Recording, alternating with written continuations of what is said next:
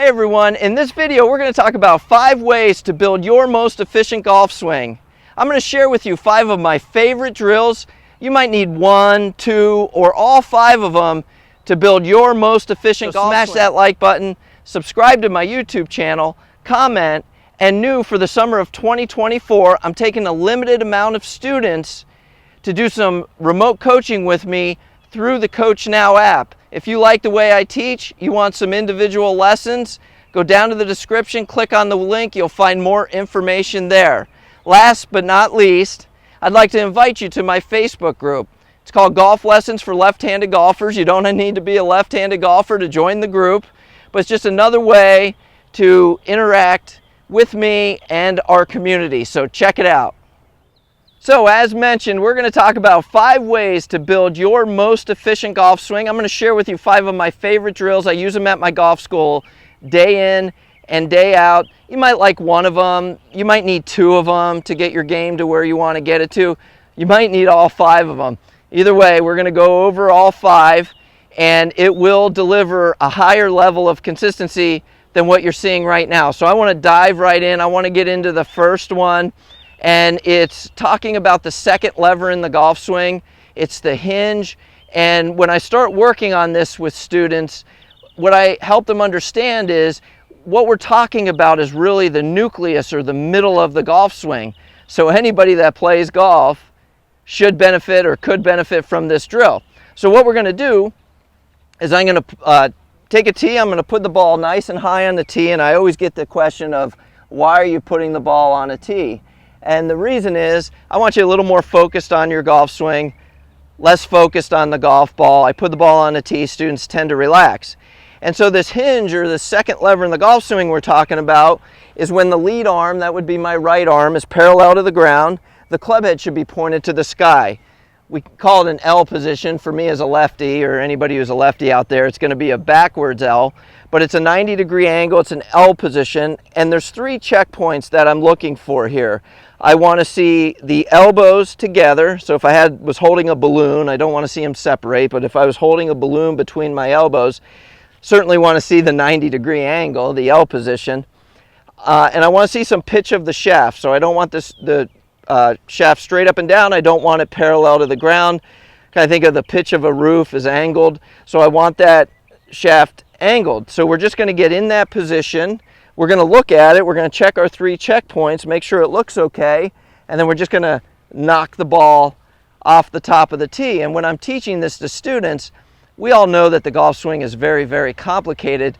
But if I dumb it down, what am I doing when I swing a golf club? Is I'm just hinging up and finishing. And having these levers in our golf swing, it helps us to hit the ball further. I'm always looking for effortless power. This is a big part of effortless power, is having these levers in our golf swing.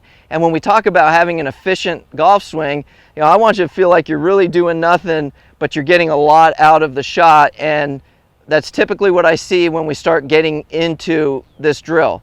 So I'm just going to demonstrate it real quick. So I got the ball nice and high on a tee. I'm going to go lead arm, which is my right arm, parallel to the ground. I'm going to look at it. My elbows are together. I have some pitch of the shaft. I'm going to look back at the golf ball, and I'm just going to tap it off the tee. And that ball probably went 60, 70 yards with not a lot of effort. So that's the first drill I want you to work on. I call it an L drill off a tee. So what's the next one? What's another thing we can do to provide some efficiency to our golf swing? So the next drill I want to talk about, I call it the simplest drill in golf. So again, I prefer to start off a tee. We can move it to the ground after you get comfortable with a tee, but I want you a little more focused on your swing, a little less focused on the golf ball. And again, you put it up on a tee, people tend to relax. Students tend to relax. So I'm going to actually do this one with the driver. And I like this with the driver, and I'll explain why in just a little bit. So what I'm doing, very simply, simplest drill in golf, is I'm going to the top of my backswing, and I'm going right back to impact. And what I'm doing is I'm calibrating my impact. So you can see the ball's right in the center of the club face. my lead arm and the shaft are in a straight line, which is really important with the driver. We don't want forward shaft lean with the driver. We certainly don't want our hands back either. But we just go to the top of the backswing, back to impact, make sure all our impact alignments look the way that they should, and I imprint that into my mind. What did that feel like? How am I going to do that when it's go time? So you just do that a handful of times. Those of you who've been around tour players, PGA, LPGA tour events, you watch them do a lot of shadow swings before they hit the golf ball.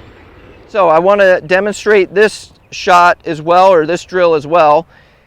And as I said, all I'm doing is calibrating my golf swing. I'm calibrating impact. I want to deliver the center of the club face to the back of the ball. If you're somebody who struggles with hitting the ball around the club face, this would be a great drill for you. I'm just going top of backswing, back to golf ball. Everything is lined up the way that I would like to see it when I hit a golf ball. And so since that feels good, I've got a good imprint of it, I'm going to go ahead and hit this next one, just trying to copy those same feelings. And how about that? Right out of the center of the club face, and a really good drive. All right, so let's keep moving along. So let's get into the third drill that I like to see. And this is all about controlling the bottom of your golf swing, which is a very important skill in golf. You look at tour players, they grip the club differently. Some of them stand bent over, some stand taller, various ball positions. You see some players aiming right, pushing it back to the left, aiming left, drawing it back to the right. All sorts of different combinations. So what is historically called the fundamentals of golf, grip, posture, ball position, alignment, I don't truly believe that they're fundamental when the best players in the world are doing it differently. But what is a fundamental, a very important skill or fundamental in golf, is we watch them we go to the range after they've been there for a week at a tour stop, and the range is devastated. So they know they need to get the divot in front of the golf ball. They know they need to create a divot. They need to get some interaction with the turf under the golf ball, whether it's a brush of the grass, whether it's a divot, to line it up like a world-class player, to hit a world-class golf shot, solid golf shot. Now, how is this going to make you more efficient? Let me share the drill first, and then we'll get into that. So what I like to do, there's really two ways you can do this, is you can take and you can just scratch a line in the ground with a tee. I just have a tee here. I just scratch the line in the ground. Or you can just put a tee in the ground, and what I'm going to start doing, we have a very fancy word for this. We call it low point, or low point control. But I'm going to work on where the bottom of my golf swing is located. And as you're practicing, there's a few things that you're going to see. You're going to make a swing and you're going to hit behind the line. Well, that's my heavy shot. You're going to make a swing and you're going to hit the line and get the divot in front. That's my high majestic shot. That's the one we're all looking for. So through a drill like this, I can become more consistent, become more efficient at landing the club in front and hitting that high majestic shot. Or I can take a swing and not hit the ground or touch the ground at all. Well, guess what? That's my thinner top. So this is something through repetition, through practice, a skill that we can get better at, and it will definitely deliver a higher level of consistency. It'll be a much more efficient golf swing when we can do it better. Now, what I like to do, a couple things, is I'll tell my students there's a speed that makes it really easy for you to bottom the club out in front of the line or in front of the golf ball. And it's usually a slower speed than people want to use naturally, but learn good technique at a slower speed, and then we can always add speed down the road or later. Okay, so at my golf school, when we're doing this drill, I'm just going to get a line that's going this way. I'm going to start without a golf ball. So I'm going to make a couple practice swings here, and again, I'm just calibrating where is the bottom of my golf swing. So I'm going to make a couple rehearsal swings, just hitting the line, getting the divot in front. Notice I'm going probably a little slower than my actual speed would be, but I can work up to that regular speed. Good technique at a slow speed, add speed later. I'm going to take a ball after I see I can land in front of the line. So now I'm going to take my golf ball and I'm going to make a practice swing, hitting the ground right next to the ball and in front of the golf ball, and then I'm going to step into the shot. I'm going to work on doing the same thing again. And that felt great, and that was a great shot. You can see that divot is right in front of the line. Exactly what I was looking for. Very solid golf shot. Truly a fundamental in golf. Learn to land the club in front of the ball. The only time we don't have to worry about this is with the driver. Driver's up on a tee. I actually want to hit up on it. But everything else, so whether you're hitting hybrid, fairway wood, long iron, mid iron, short iron, wedges, even when they're low on a tee on a par 3, I want to get that interaction with the turf in front of the golf ball. Okay, on to number 4. What's drill number 4 that can help provide my most efficient golf swing, or your most efficient golf swing? Again, off a tee, love off a tee. Get you focused on your swing, less focused on the golf ball. Start off a tee, work your way to the ground as you see things getting a little bit better. So what I'm going to do here, it's what I call an LPGA or PGA Tour finish, depending on who's standing in front of me. But what that is very simply, I'm going to the top of my backswing, and I'm getting to that LPGA or PGA Tour finish, which is my belt buckle to the target, my left toe, which is my trail toe, the one furthest from the target, but my left toe, if you're a righty, it's going to be your right toe. My left toe is in the ground, and the club is over my left shoulder, and I could actually tap that left toe because all my weight is over here on my right side, as it should be as I finish my golf swing.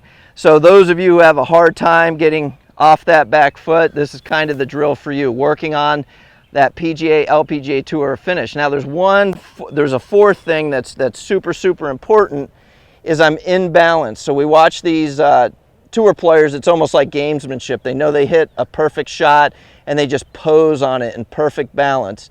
Students I see day in and day out, they'll get to that finish and they'll be catching themselves. That'll get us into our fifth and final drill. We'll talk about that in a little bit. But very simple, and it's important to understand if I want to end up with that trail toe, my left toe, if you're a righty, it's going to be your right toe, in the ground, biomechanically what lifts the left foot is, for me, the left hip. Again, righty, it's going to be your right hip for your right foot. So as I'm swinging, it's just taking that left hip to the target that drags me to that good PGA Tour finish. So let's put this one into practice. I'm going to make a couple rehearsal swings. Again, going slower. I can add speed later. So I'm just going to the top, and I'm just going to my finish, and I'm just holding that PGA Tour finish. My belt buckle's to the target. My left toe is in the ground. You can probably see the bottom of my shoe, and the club is over my right shoulder. And now I'm going to hit a shot doing that. So same thing, you can see I'm just balanced here. I'm just watching that ball fly. My belt buckle's to the target. My left toe's in the ground. The club is over my right shoulder. And I'm in balance. That's the big one, is that in balance. So let's get to the fifth and final drill. And it has to do with that in balance. I see people, as I mentioned, they'll get to their finish, but they'll be out of balance. And the drill I'm about to share with you, I used before I started my golf school. I use it today. It is a drill that stood the test of time. Drills come and go, but it's a drill I've pretty much used through my entire career. And what it is it's full swing, short distance. So it's a rhythm or pace drill. And so when I see people that struggle to finish in balance, it's because they're swinging at a speed their body can't contain, right? You have that friend who swings wickedly fast and they just can't hold their finish at the end. It's to help prevent that. And so what we're going to do here, guess what? Ball's up on a tee. But I am going to, so let's just say I've got my 8-iron here, which is a 150-yard club for me. So I'm going to fool myself, I'm going to trick myself, I'm going to make some full swings, trying to hit it 110 yards. Now notice I didn't say I'm going to shorten my swing and hit it at 110 yards. That'd be really easy, that'd be simple. I got to make a full swing and hit it 110 yards. Well, how am I going to do that? The only way I can do that is by slowing down. As I slow down, my rhythm gets better. I'm going to be able to finish in balance. Now, I'm going to demonstrate this for you, but I've done it with countless students, and this is what you see is, even though they're trying to hit it 110 yards, it always goes further. It goes 120, it goes 130, 140, it still might go 150. And that really baffles people's mind, is like, I'm swinging slower. It feels like I'm swinging slower. How is the ball still going the same distance as when I'm swinging what I perceive as hard? Is as you do a drill like this, your sequencing starts to get better.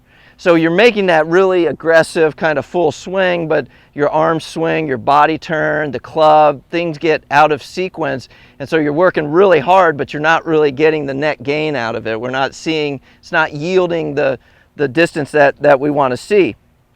And as I start to, in my mind, slow down, well, my sequencing gets a lot better. So I see something more than what my intention is, and sometimes I'll see just as much with students as when they're making this long, crazy backswing with a lot of slop at the top of their backswing.